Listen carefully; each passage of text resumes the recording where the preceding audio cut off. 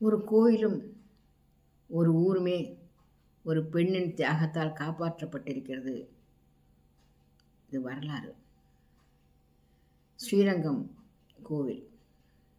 வைணவர்களுக்கு கோயில் என்றால் ஸ்ரீரங்கம் தான்.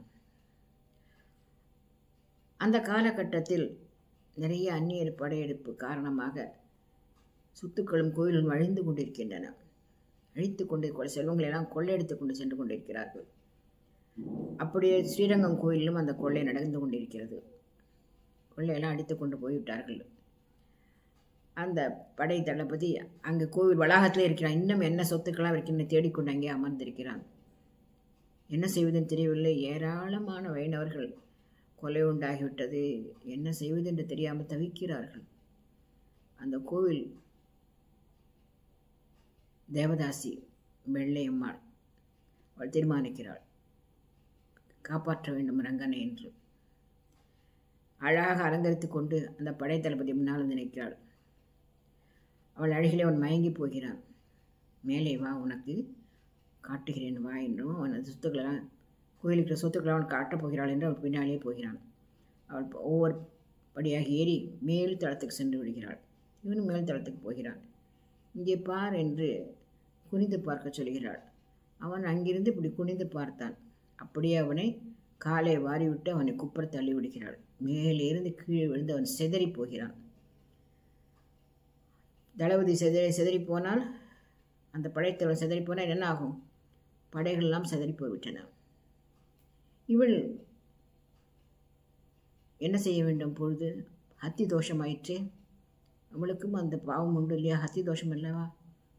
அப்படியே தானும் குதித்து விடுகிறான் மேலிருந்து. உயிர் போக போகிற தருவாயில் தவித்து கொண்டிருக்கிறாள். கீழே விழுந்தவள்.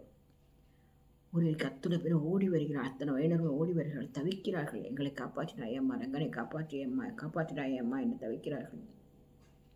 உனக்கு என்ன வேண்டும் கேள் என்கிறார்கள்.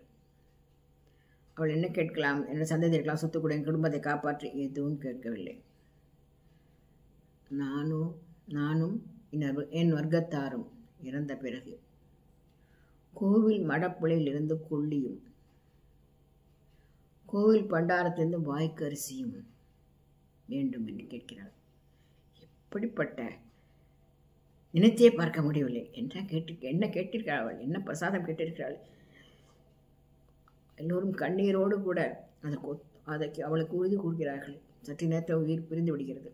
அவள் கேட்டுக்கொண்டபடியே அவளுக்கு கோவிலிருந்து வாய்க்கரிசியும் கொள்ளியும் போகிறது அவளுடைய இறுதி காரியங்களுக்காக. அதற்கு பிறகும் அவள் சந்ததியாருக்கெல்லாம் அதே தொடர்கிறது என்கின்றது தான் அந்த கோவில் சொல்லும் வரலாறு. ஒரு பெண் அந்த கோவிலை காப்பாற்ற வேண்டும் என்று தீர்மானித்து இப்படிப்பட்ட செயலில் இறங்கியிருக்கிறார். இன்றைக்கு அந்த கோபுரம் வண்ணம் தீட்டப்படுவதிலே வெள்ளையாகத்தான் காட்சியளிக்கிறது. அது பேர் வெள்ளாய கோபுரம், வெள்ளை கோபுரம், வெள்ளச்சி கோபுரம், வெள்ளை கோபுரம் தான் அது. ஏனென்றால் வெள்ளையாகவே இருக்கிறது. அவளுடைய நினைவாக அது வண்ணம் தீட்டப்படாமல் வெள்ளையாகவே இருக்கிறது. வெள்ளச்சி என்கின்ற அந்த ஆடல் மகளினுடைய நினைவாக அந்த கோபுரம் இன்றைக்கும் வெள்ளையாக வண்ணம் தீட்டப்படாமல் அவளுடைய தியாகத்திற்கு சாட்சியாக நின்று கொண்டிருக்கின்றது. எப்படிப்பட்ட தியாகம் அது!